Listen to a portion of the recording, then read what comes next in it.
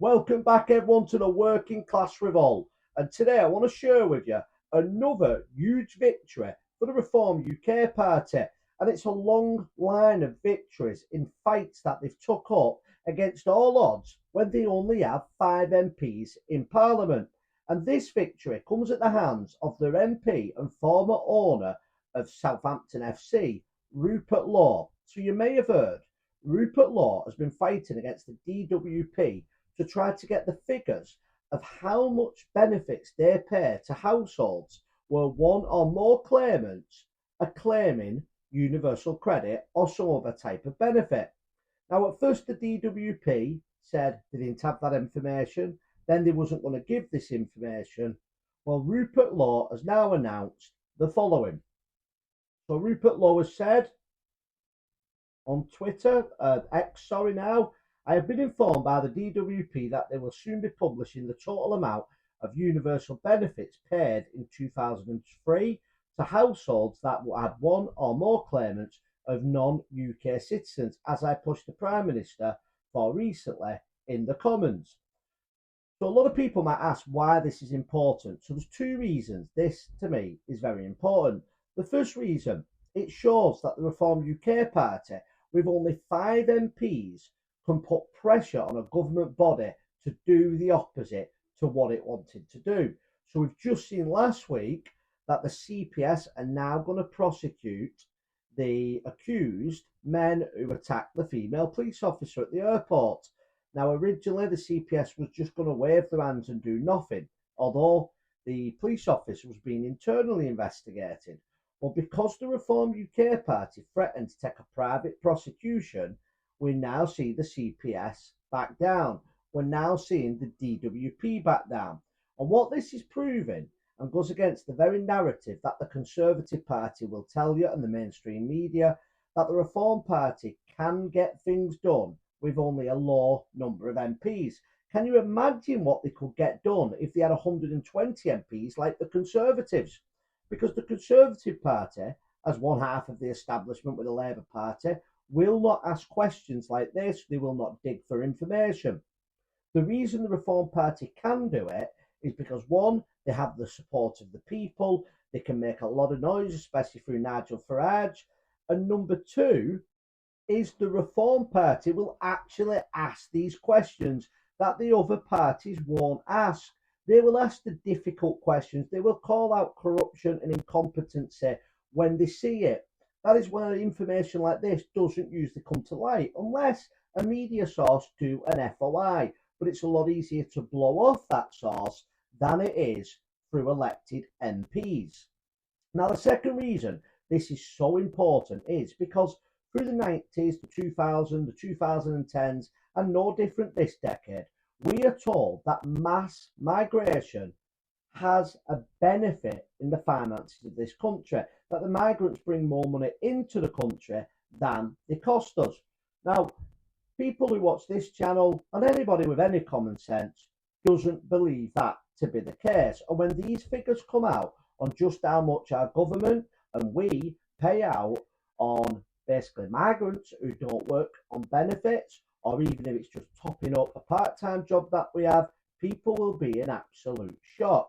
Now, the Conservatives don't want this coming out because it will show how incompetent they've been for the last 14 years. The DWP don't want it coming out, and the Labour Party, Sir Keir Starmer, definitely don't want it coming out because then they are going to have to do something about this. They're going to be under pressure to put a cap on people claiming benefits when they come over.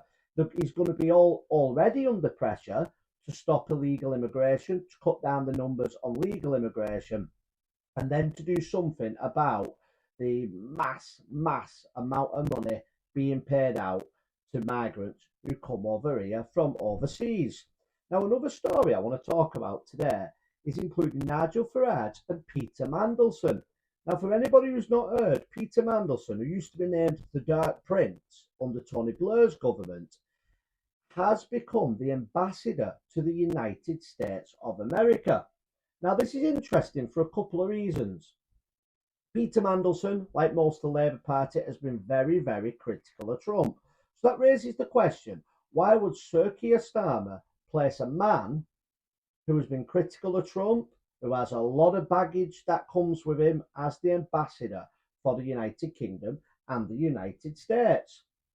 And what else is interesting is Peter Mandelson has actually called upon the help of Nigel Farage, the leader of the Reform Party, who is, of course, very, very good friends since 2016 with the Donald. Now, Peter Mandelson has been urged by senior figures not to work with Nigel Farage, and it's obvious from the Labour Party's point of view. If they have to rely on probably the biggest threat to them winning the next general election in reform to work with another country, it doesn't look good for the Labour Party, and obviously it puts Nigel Farage in more of a pole position. So, what is the reason that Mandelson is being allowed to do this? Well, I think they're trying to set a trap for Nigel Farage, hoping that Farage wouldn't do this and then it would make Farage look very childish. But Nigel has done the exact opposite. He has said, yes, I will help you as a middle person between you and President Trump.